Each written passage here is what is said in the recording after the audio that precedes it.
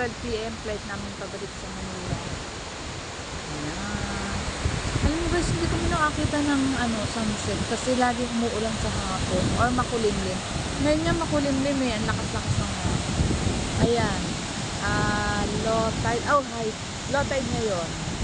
Dati ilang araw na pag umagang ganito, high tide, hanggang doon ang tubig, hanggang doon.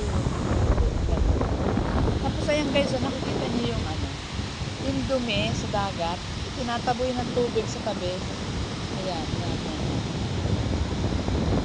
Siguro naman kukunin yan, kasi araw-araw may ganyan, kukunin na siguro naman ang linis.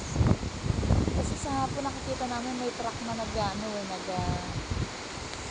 ng basura. Ayun ang grotto, yun ang grotto.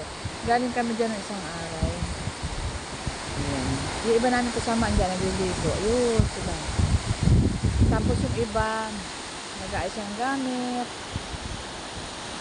Ayan. Konti lang naliligo ngayon. Pero kahapon, ng umaga, umuulan. Ang daming naliligo. Kasi siguro, linggo kasi, baka nag-uwian yung ibang guest. Pero marami pa rin. Kagabi, gabi na, nasa pa rin eh.